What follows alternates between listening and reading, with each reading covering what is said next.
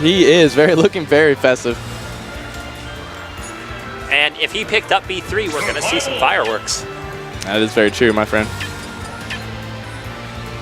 Let's see. But it kind of looked to me like he picked 1-3, 1-3. Yeah, I did not see what he grabbed. I wish I would have seen it in time. That's what I was wondering as well. But because if he picked 1-3, 1-3, well, that would make a lot of sense actually. Because for reasons that have caused lots of local salt, Mario doesn't have 1-3-3-3 as a set. Interesting, really. So the Mario boards were insistent this was a good idea. Well, but regardless of what the Mario boards think, there's local salt over it.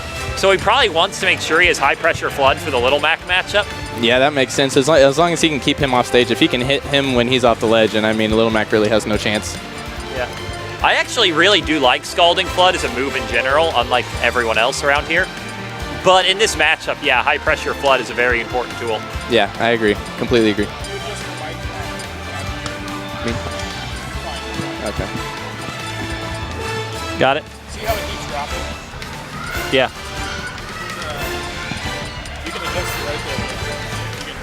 Just like that. I've had my, every tournament I get at least one scold from Kevin for misusing these mics. I'm pretty bad at it. He just knows how it works over here. He's been doing this for a minute, making the stream look good. Shout out to Kevin sitting over here next to me, making the stream happen. It looks like we're striking to Dreamland 64. That's a, I'll call this a very brave stage for Mac to go to. Yeah, absolutely. With the wind. Oh, well, no, never mind. Lylat. It's Okay. Lylat.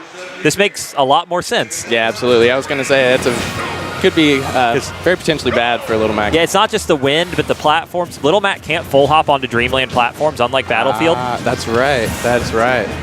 But this stage, I think, works pretty well for him. Caught in the tilts. Good combo there by Mario. I feel like this matchup definitely works in Mario's favor, but Mac has some stuff he can do here. He just needs to keep those tilts going. Absolutely. And in my opinion, Little Mac really isn't one of those characters to take lightly. I mean, it really depends on who's playing, obviously, but I mean, if somebody can get Little Mac's playstyle down, those rolls, I mean, it could be scary. He's really one of those momentum characters. Yeah, he's one of those characters who, you know, in terms of the game theory, he's supposed to lose bad, but if things start going his way, he wins real big too. Absolutely. And there's always that KO punch. And you notice he's fishing with down tilts. I expect to see that because Little Mac's down tilt does true combo into KO punch. Does it? Okay, I wasn't even aware of that. That shows you how much I know about Little Mac here in this matchup, but that is... well, now KO punch is off the deck, and Little Mac Kronos is showing... You notice Kronos is really putting a lot of emphasis on Flood here. Yeah, absolutely. I mean, that's really exactly what I would focus if I was playing Mario in this matchup versus Little Mac. Yeah.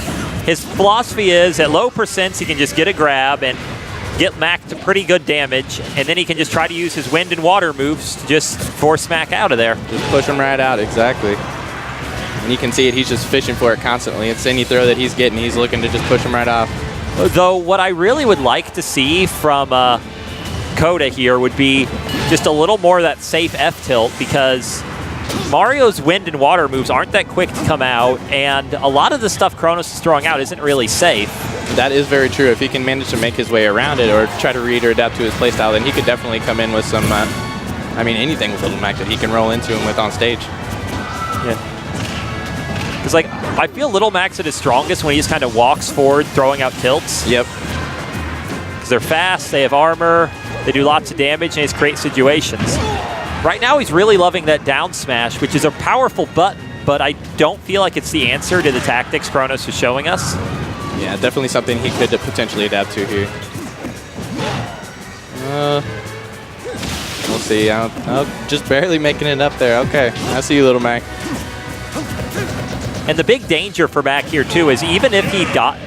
Like, now he's in a really tough spot, because even if he gets game 2, you know Kronos is going to pick a timeout stage. Absolutely, yeah, exactly. That is very true. Little Mac is somebody that is... There's so many potential ways to counter, not only with moves, but just stages can just defeat Mac in itself. Though K0hta, I'm not familiar with him. He might have another character in his arsenal here. That's what I was suspecting, too. I was imagining he'd maybe try to make a change here against the Mario matchup. Sheik, okay. And Sheik is always a character. You notice Kronos immediately switched his customs. Yes, he did. He's ready. It looked like he went with 1-3-3-2, so that'll trade out Flood for Scalding, but it'll trade out his default up B for the explosive jump punch.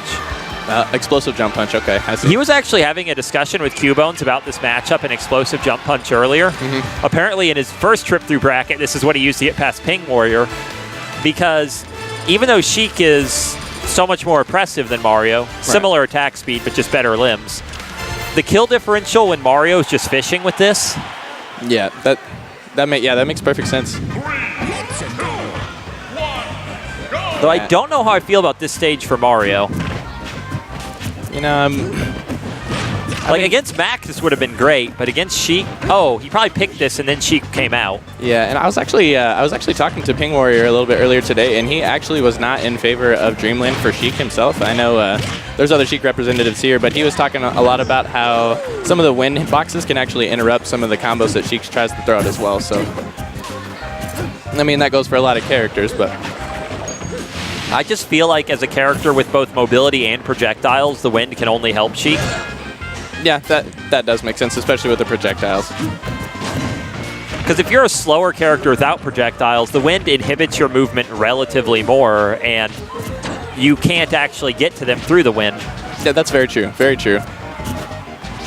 But right here, Sheik's working out okay. But Kronos is mostly just staying patient and looking for those power hits, because Sheik is already about an explosive jump punch's kill range.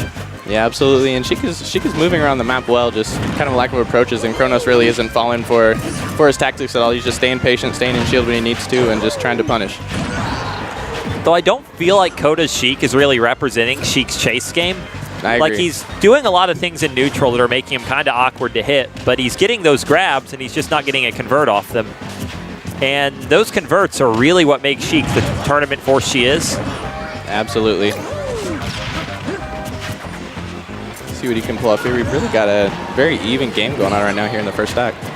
Though if he's not feeling the converts, him charging the needles, I almost wonder if he just wants to play the Camp Sheik game from here.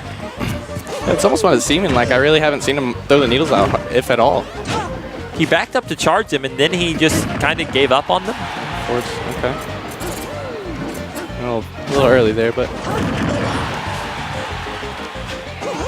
Though that is definitely the other factor with the wind. When Mario's using a reduced recovery, it can actually mess him up, whereas Sheik's going to make it back no matter what. That's very true. Yeah, okay, that definitely makes more sense to me now that you put it that way. And I feel that's a big first take for K0hta there, because he's playing really evasively, so Kronos isn't... Okay. Commentator's curse.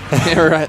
Commentator's curse there, but yeah, it was very interesting. He's playing it's a very unique Sheik style, but I mean, he put out a really good combo over here on the ledge and then finishing him off nicely, so he came out explosive on that first stack, all things considered, with Sheik's kill power. Mario put in a lot of damage here, though.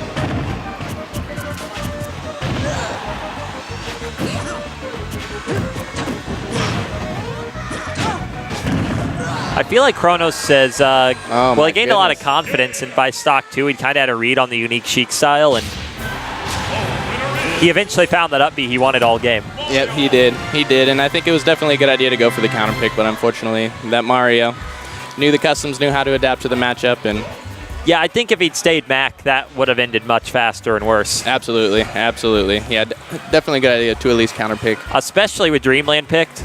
Yeah. Kronos would have gone to the top platform and Yep. charge Flood. What can you do from there? Exactly, just charge Flood.